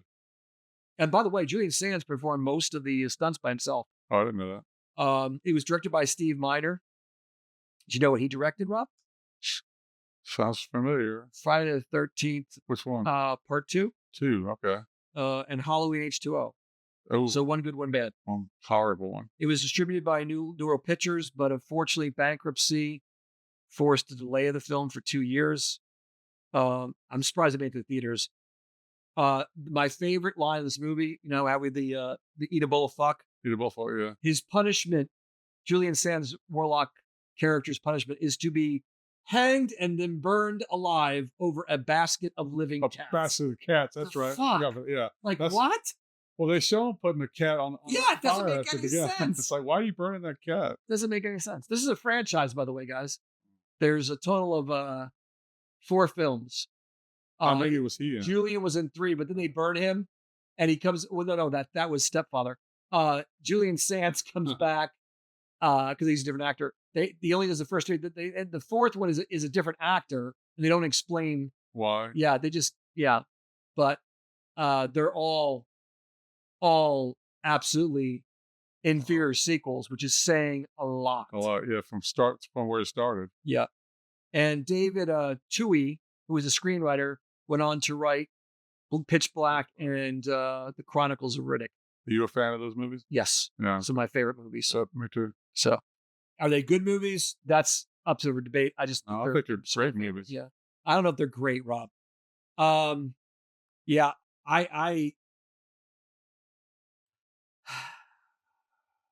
I would say an Z, Rob. I don't know what you think. No, I would say a Z. I wouldn't be happy about watching it. No, and I feel bad because Julian Sands really gives under 10%. He plays a good warlock. Yeah, he does. That's about the only In ridiculous. a better, but the effects are so bad they take you right out of it. And Laurie Singer's makeup, Especially there's the flying effects are. Oh my! and why a director would allow an actress to say, I mean, it'd be different if it was a nude scene or something that would, a safety issue. But I didn't want to wear the makeup.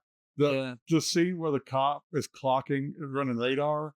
And he's He comes by, it looks so holy. does It's like, the what flash. is he doing? Oh, even the flying scenes.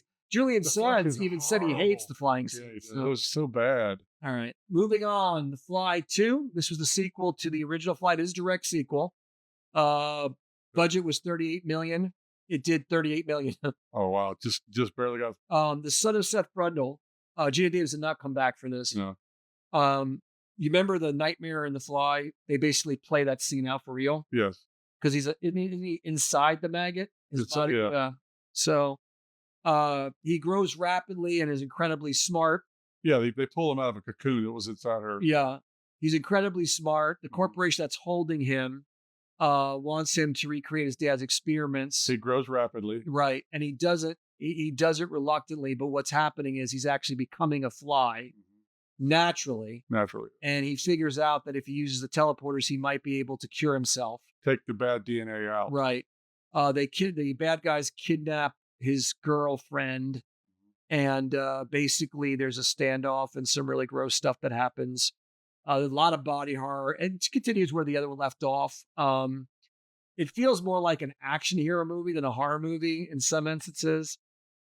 Director Chris Wallace, who created the Oscar-winning effects for The First Fly, directed it. Hmm. Go ahead, Rob. What were you say? There's this kind of a questionable scene to me in it where he has sex with a girl. Technically, he's only 5, but he's got an adult body, but it's, Yeah. but so I don't know. That was kind of a weird scene. And there was a whole thing about the reason why he likes the girl. Is it like he's getting a horny or something? Yeah, he's experienced. The dog experiment scene is one of the worst. Oh, that's horrible. Yeah. And then the end scene when he gets cured is also equally gross. It is. The monster is different than the first fly. It doesn't look like a fly at all. No, it doesn't. Which I thought was weird. I don't know what. I mean, it looks like a fly there, It does. but then I don't understand this. That doesn't look like a fly. No. It's not a bad looking monster, No. but it doesn't look like. I mean, I guess whatever. Stoltz's makeup was insane. It was. It was insane. That's when he's beginning to He's cocooning, going into his stage I really love the fact that the doctor got what he deserved. at the end. Yeah, He became the dog. He replaced the dog as the experiment. because then wasn't the doctor going to put him and the girl in there? Yeah. Yeah. He ends up getting put in there. Yep. All the effects were 100% practical. There's 40 individual animatronics, They're awesome. animatronic components to the final form great. to this monster. So How do you do that? That's Yeah. foul. the monster does move a little clumsy though. There are moments where it looks like they're just dropping a dummy on someone. Mm-hmm. So I mean, and it does not have the intensity or the sophistication of the first film No, it does not. at all. So by the way, his makeup, Rob, took 7 to 8 hours per day, Wow. and they had to have a special cooling system in that prosthetic. I can imagine. Yeah. I know how that is. Yeah. So yeah, right. Yeah, I mean, I think it's a C. Yeah, I agree. Yeah, I would. That's This what is I'm one of my gonna say. guilty pleasures. I watch it every time I can, but it's not. Stoltz does a fantastic job. It's got the girl from Spaceballs, Daphne's. What's her name? Daphne. Daphne. Oh frick. She's from Spaceballs. You know, the girl. The girl from Spaceballs. She does a good job. It's a little corny. The villains are all one dimensional. I do like the idea that he's turning into a fly because of his father's DNA. The ending, it's intense. I mean, it doesn't like go for the easy out. It doesn't. I mean, you still get the happy ending, but I don't know. Happy ending. I don't know. Maybe it does go for the easy. I feel like when horror films go with happy endings, that is the easy out. Sometimes. Yeah. Depends on the movie. There's very few horror movies that, like Silver Bullet, I'm good with the ending. Christine, I'm good with the ending because the car starts to come back. Cujo, yeah, happy ending makes sense, but other horror films, this one should not have had a happy ending. The Mist should have. Nah, Mist has great ending. I know you guys hate that. Anyway. It's great ending. All right, next up is Nightmare on Elm Street Part 5. This was the one that I think made the least amount of money. 8 million, and it did 22, but it was the lowest grossing of the series. Alice is pregnant. I guess she's from the fourth film, right? Okay. Yeah. And discovers that Freddy Krueger is using her unborn child's dreams as a gateway to return and kill again. That's an interesting concept. That's a good concept. As Freddy slaughters her friends through surreal gothic nightmare sequences, Alice must battle him to save both her and her baby. This is the one where they show how Freddy was his mom was raped by like 1,000 lunatics. 1,000 maniac. This is like if Friday the 13th and Hellraiser had a baby. Yeah. It definitely is. Yeah, as you can tell, it definitely A lot is trippy. more gothic. Yeah. In fact, I agree. a lot of the styling was sponsored by H.R. Geiger. And Freddy rides a skateboard. Yeah, but it is darker. I personally feel like it's the darkest of all of them because of the themes of his mom getting raped, and just the dark sets and the. Freddy's still got a lot of cheesy lines. He does, but I think it's probably the most disturbing of them. Maybe We'll say it's the most. I feel it is. It's got some disturbing things, but Stephen Hopkins, the director, storyboarded the entire film himself under a week after being hired at the last minute. Wow. That's pretty impressive. It is. Originally rated X, over 20 seconds of gore. X? Yeah. Mostly Dan's motorcycle death and Greta's feeding scene That's a great were scene. cut to her. That's what he feeds her. I can't. What does he feed her? He feeds her own self. Oh, God. Yeah, it's definitely not the She's darkest sitting one, in a Rob. hot chair. It's yeah. definitely not the darkest one, Rob. I know what I was thinking. The fuck was I thinking? What are you thinking? The motorcycle transformation scene is probably It's phenomenal. one of the best effects in a horror movie. Great. Fantastic. It took 3 weeks to film and used 100 plus practical FX components. And I like at the beginning that she can't figure out how, because she doesn't fall asleep and she doesn't know how is he able to, get to my friends. And, you find out he's been working through the baby. Yeah, that's stuff. an interesting concept. Yeah, it is. Robert Englund's only in it for 13 minutes. That's surprising to hear. And doesn't he actually appear as Robert Englund He in one does. scene? And he appears as one of the maniacs. Yeah. Yep. It was 100 Maniacs. So, 100. the director of the film went on to direct Predator 2, Printed that too. which is as good as the first. Or better. It's better. Huh. I think it's as good. I think they're both S's. Yeah, for sure. Rob, I'm gonna let you rate this one. What, You you know want how to I rate feel this about the one? Freddy movies. Yeah, This one's an A. I agree. Here, I agree. What do we give 4? C? Then we get 4 Yeah, C, didn't we? you see, you said it was disappointing. Yeah. Yeah. All right. Now we're going to go on the first of 2 toxic movies. The second and third toxic movies were in the same year. 2.5 million, and it made 792,000. But it was a limited theatrical release. It probably made most of its money back on VHS. Oh, of course. Toxie leaves Chomaville for Japan in search of his missing father, but his absence lets the evil Apocalypse Inc. take over his hometown, cue a transcontinental bloodbath of mutant heroism, martial arts, and trauma-level insanity. This is 2, not 3, right? 2. It's 2. Originally, it was shot as one long sequel. Yep. It was 4 hours long. They broke it into 2 separate. That's the problems with the next one. We'll see. Yeah, it's basically what's ever left over. John Altamora replaced the original Toxie Adventure Mark Torgy for most scenes, but was later replaced mid-production due to an on-set conflicts. Yeah, because they show him in the beginning as the one from the first one, but then later on, when like a mirror scene, he's not the same guy. Yeah, It's weird. I don't. I feel like the production value on Toxie went down. Yeah. I feel like it looks more like cosplay. They're just silly movies. They're silly extreme movies. Film partly in Tokyo without permits, forcing the crew to run and gun many street scenes before police arrived.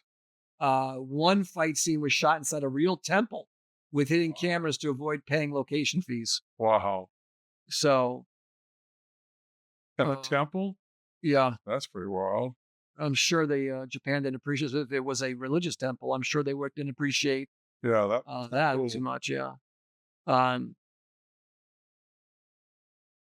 It's a trauma film. Yeah. It's at the height of trauma. That's what you can say about it. Yeah, it's at the height of trauma. So I think trauma has gone downhill with its more modern films, but in the 80s, early 90s, trauma was trauma. They had a formula that worked. As I don't like Kaufman's politics, but I do respect what Kaufman accomplished. I think Kaufman took the B movie and made it a D movie, but made it entertaining D movies. Right. I I would agree with that. So don't know, Rob. I think it's probably an F. I don't think it's a Z. no, kind of a one-off thing. Yeah. I would agree. S. The third one is I think the third one is a Z. yeah, For many reasons. myriad of reasons. A myriad. All right. It's our word for the day, Ron. Myriad. Myriad. Chud 2, the only reason they have this But the Chud. the only reason it's called Chud, because they never mentioned Chud, I think, is because they this was supposed to be a Return to Living Dead sequel. They didn't get that, so they used the Chud name, I guess, because Bud was the guy in Return of the Living Dead.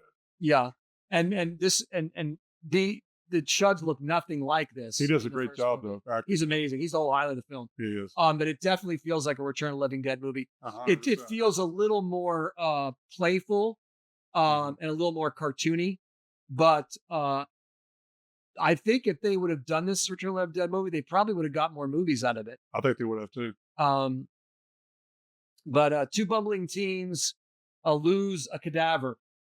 So they end up getting Trying Bud, to get a replacement. who is the last living Chud or last living dead Chud. That's it. I don't know how they get into the place where he's at.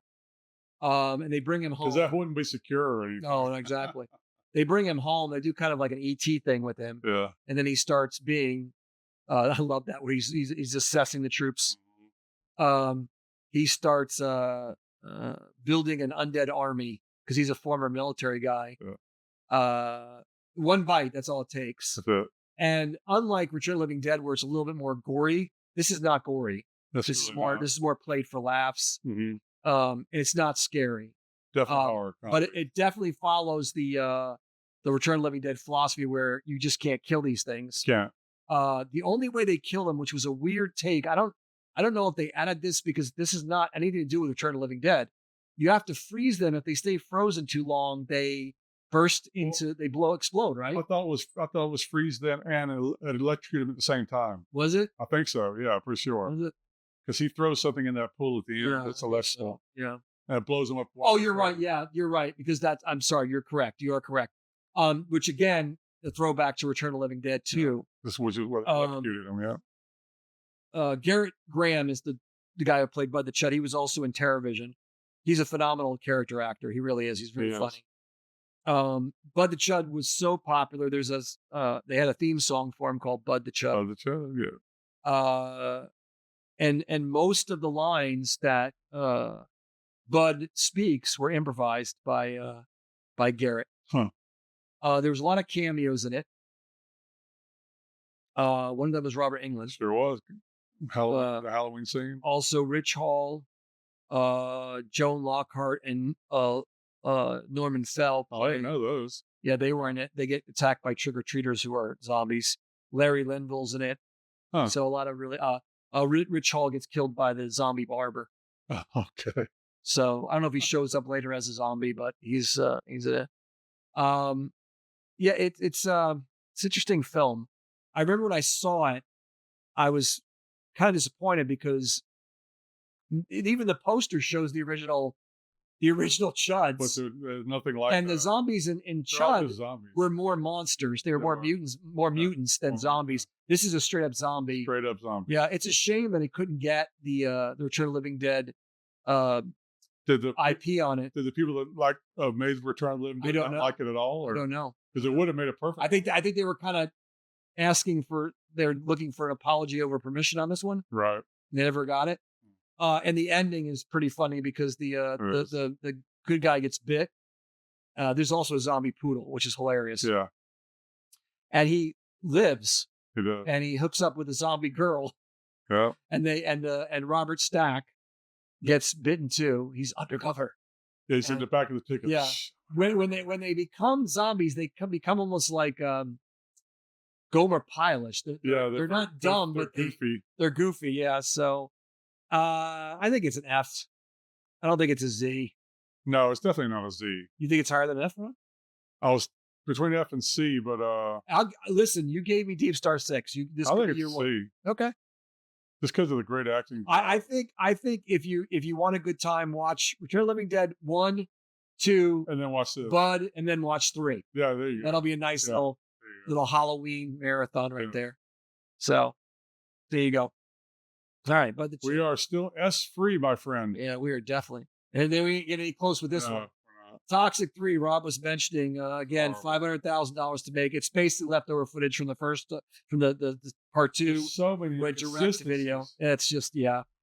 After defeating Apocalypse Incorporated, Toxie faces unemployment and depression. Because that's going to happen. Yeah. Until the actual devil tempts him with a high-paying job, only use him as a pawn to destroy Chomaville from within. Ultimate Toxie battles evil and himself to reclaim his rook. So It's supposed to be called The Last Temptation of Toxie. Oh, yeah. It was kind of a takeoff on Last Temptation of Christ. I remember the video store scene was pretty well known.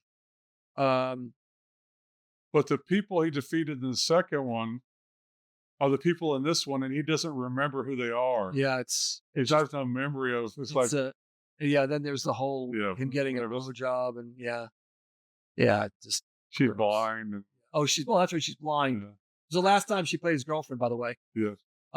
Phoebe Legier's. Toxie's voice changes 3 times during this because there was they had to have multiple actors redub Toxie's voice. Wow. And the devil's scenes were filmed in a real New Jersey landfill. Nice. So Lloyd Kaufman said it was like building a Frankenstein of a movie. I think those were real. He actually had those maggots in his mouth. Nice. So, but it's just a dumb movie. Very extremely dumb. Yeah. Talk about a cast. You almost would have been smart just to do a 4-hour sequel or just outright cut the shit. But again, that's what I'm saying. The costume doesn't. It looks better when he's got the shirt on. Yeah, it does look better when he's got the shirt on. But it looks like a costume. So, again, with any kind of trauma, you're going to get lots of nudity, lots of gore, all practical effects, absolute silliness. Does she get her son at the end? She gets it. She loses it. Gets it back. And then he loses Toxie, becomes the regular guy, and then goes back to being Toxie. Oh, that's right. And then does she stay with him, or she does stay with him, even though she sees him? Really, she stays with him after that? Yeah. She's scared at first. Yeah. But nice she stays with him now. Yeah. You think with her heightened sense of smell and touch and taste, she would have known that was something wasn't right. And right. Because they get married at the end. Yeah. Yeah, that's awesome. That's the way Brad walks down the aisle. Mm. It's like she's at a strip joint. This is a bad year. This is a bad year for horror movies. Yeah, that's definitely. This one was absolutely ridiculous. There's a couple of these that are in competition with Seminoid right now. Yeah, they are. Jeez. All right. What's next, Rob? Where are we? Oh, fuck. Where are we? Sleepaway King 3. Geez. Why not? Why they keep? That's another one. Why you keep going? Angela Baker's back again. It's different. And boring. It's the same actress from the second one. Yeah. This is much more boring than the kills are better, but the film is just boring. She returns as a new identity because nobody can catch up on it. But this time, the cop, the cop whose son was killed in the second one, is in this one hunting Angela, but doesn't pick up on her until the very end. Right. And he dies so stupid, he gets shot. Yeah. But there are some really cool kills in it. But everyone says the same thing. It just feels it almost feels like the actor who plays Pamela Springsteen, who plays the sister of Bruce Springsteen, who plays the killer, is bored. You feel like she's bored. Yeah, she played. Yeah, absolutely, 100%. It's a bizarre movie. It's this one with the lawnmower where she runs the girl's head over the lawnmower. Yeah. That's a good scene. This was really cut down by the NBA. And I think that's what killed this film because it was bad, but the kills were good. And because the MPA stripped out the kills, it just made the movie feel like a very formulaic, boring slasher. Like right here, just shoots him. But I will give it. Pamela Springsteen has a ball. I mean, she's the highlight of these films. Yeah. But this one, she does seem bored. She does.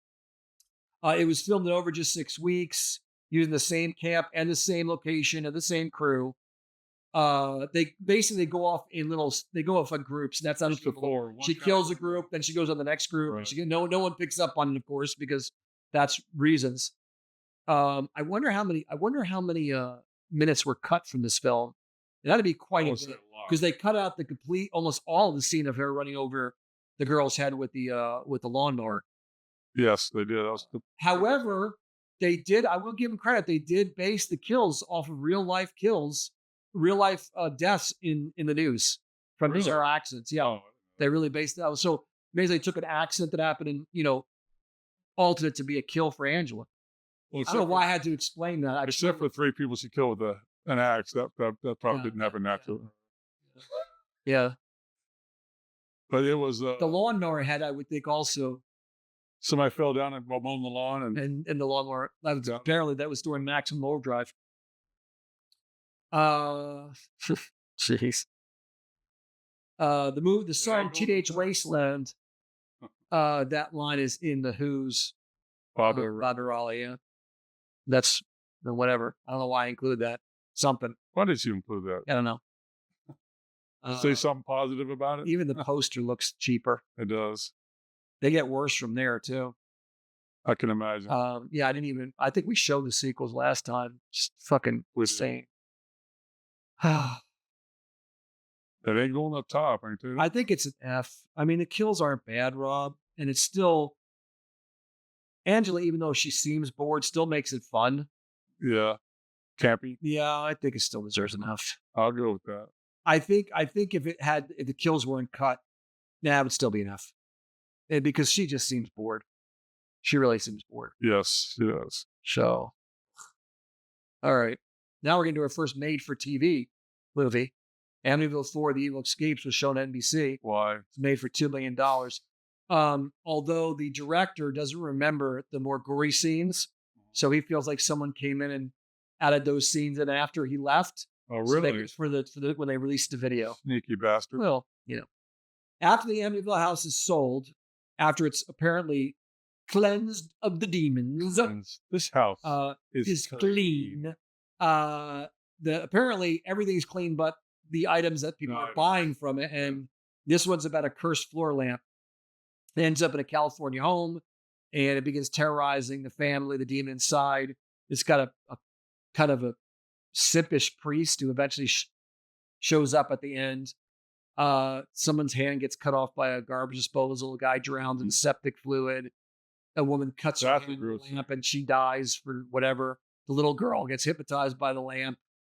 Isn't that pretty much all the deaths? It's her friend. Yeah, there's not many deaths. There's not a whole lot. I forgot to mention, shocker, there's a lot of deaths. They kill almost the protagonist's whole family. Very much. Yeah, so that's pretty awful. But yeah, it's directed by Sanders Stern. He also wrote the original screenplay.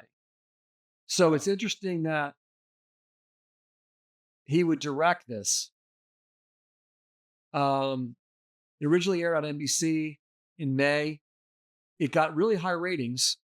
And then it became a top-selling VHS, which I think they added the more gory scenes because of that.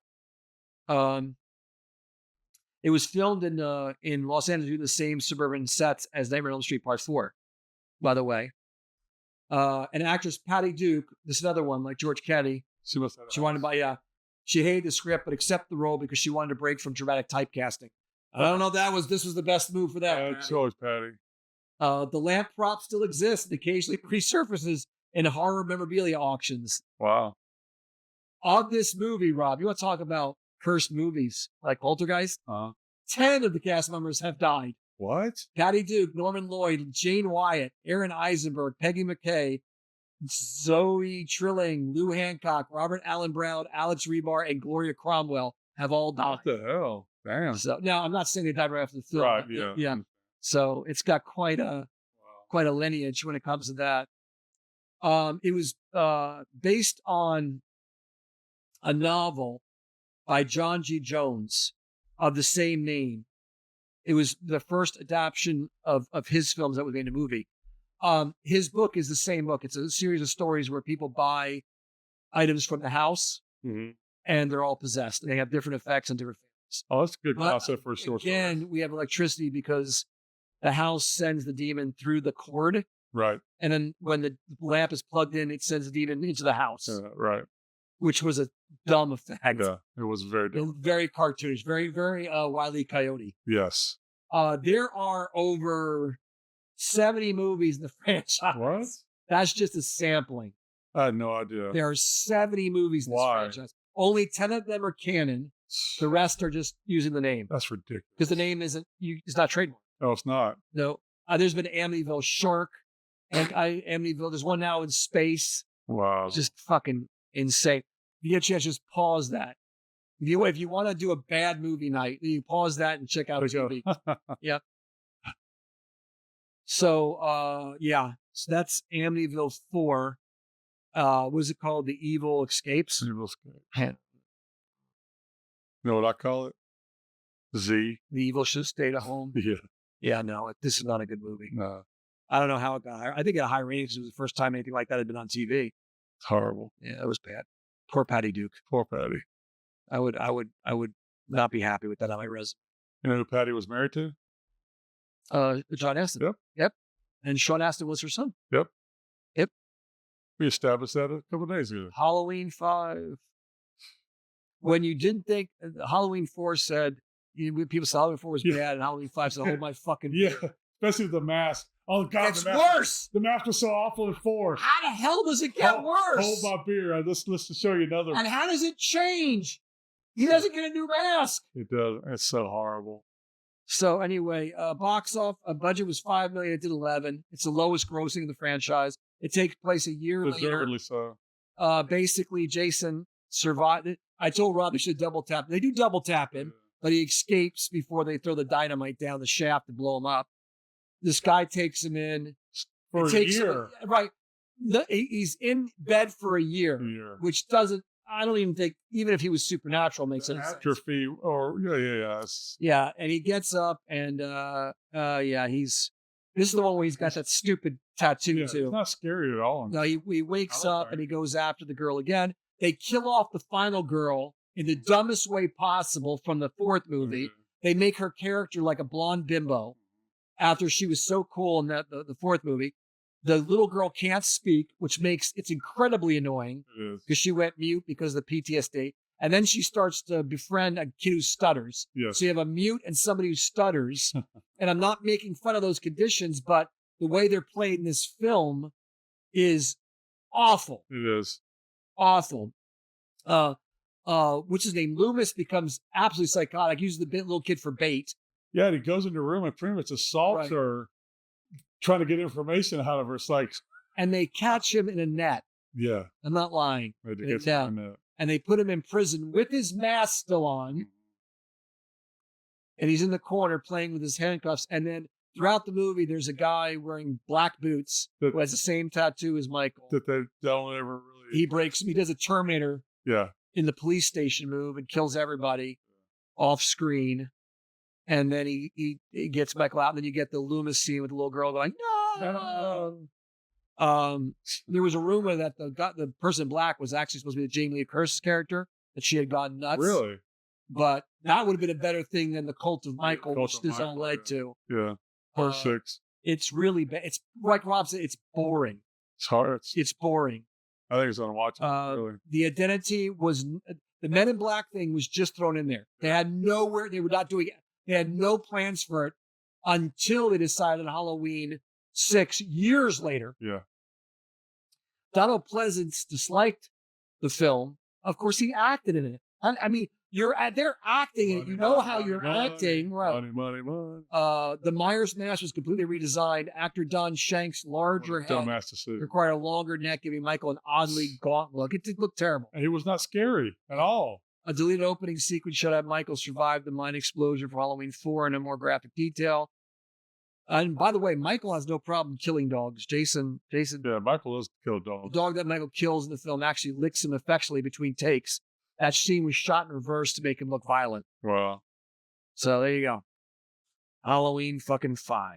Halloween fucking 5. Z. Yes. Thank you for saying. 100%. Jason got better. Michael got worse. So sad. So sad. Yeah. That's a dismal tear, brother. Dude, this is the worst I think we've had. Oh, yeah, it is. By far. Worst we've had. So you ran out of room for Z's. I don't think that's happened. No, it has. All right, let's review. A category, Ghostbusters 2. Decent sequel. Yep. Not as good as the first, but a good sequel. Got shit on way too much. I did. I think it's funny. I think Like it's the very funny. villain. I love it. Like the concept with the mood slime. Very funny. The Statue of Liberty scene is a blast. That was back in the days. They would call it cringe now, Rob. But that was back in the days when you had those scenes and like it did make you feel good. I did. It did. You gotta Keep smile. lifting Yeah. me. Yeah. Now it would be called cringe. Yeah, I would. Leviathan, I think, is the thing underwater. Great practical effects, great acting. Ending was a little bit A little hokey. But phoned in, yeah, but still, that's why it's got an A. Pet Cemetery, phenomenal Stephen King adaptation.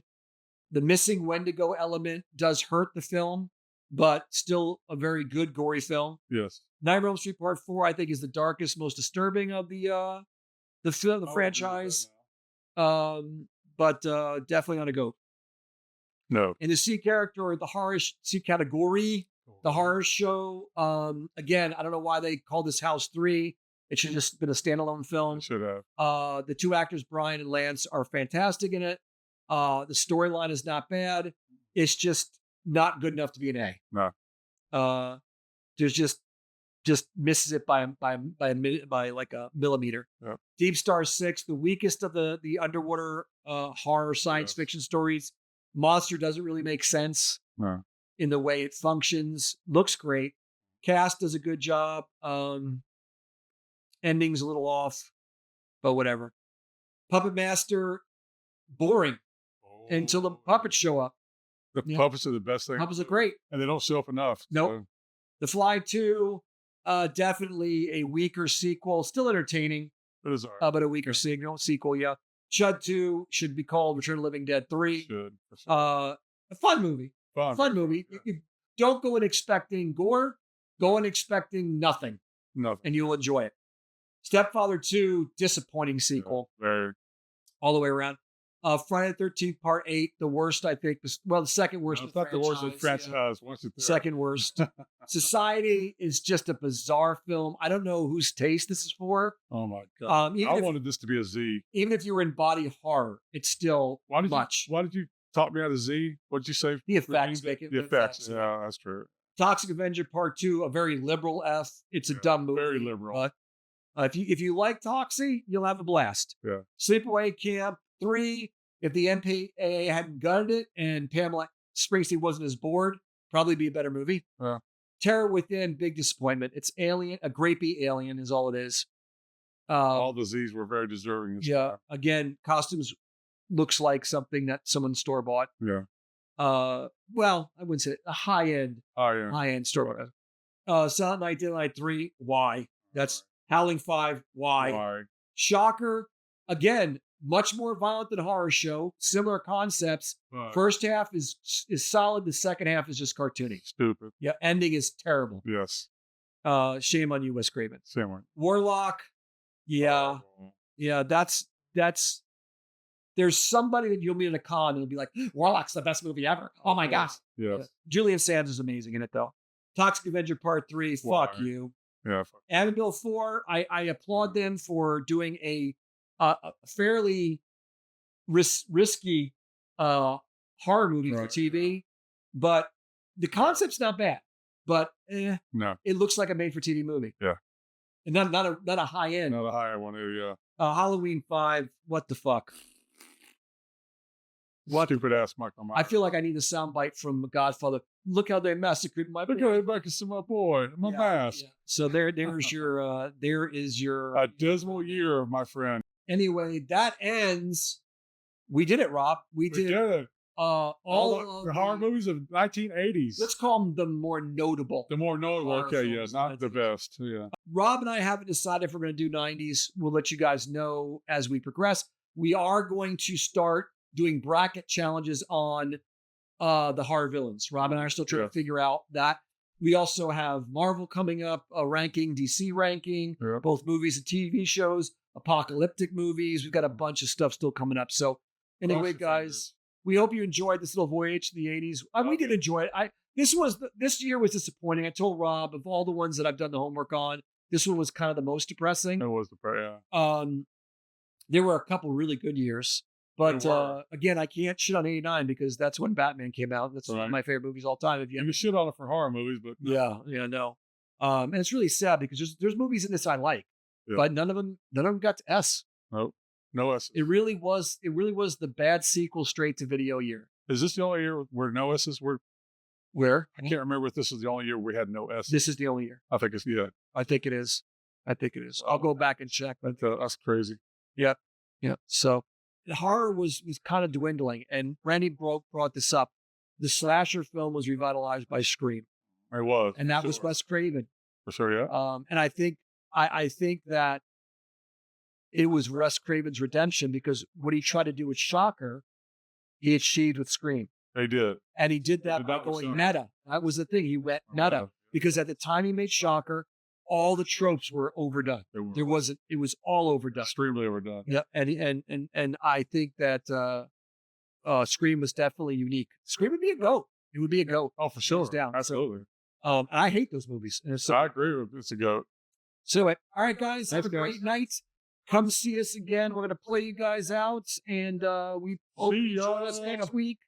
Tell everyone you can. We need Tune help. in for my wife next week. She looks Yeah. better than me. She does. She does. Bye, guys. Bye. From comic books to TV shows and all things loved by nerds, we'll share just how we rate them from our favorites to the worst. Poking fun at toxic fandom, so we'll kick this into gear and see what's on the list today. Let's discuss some toxic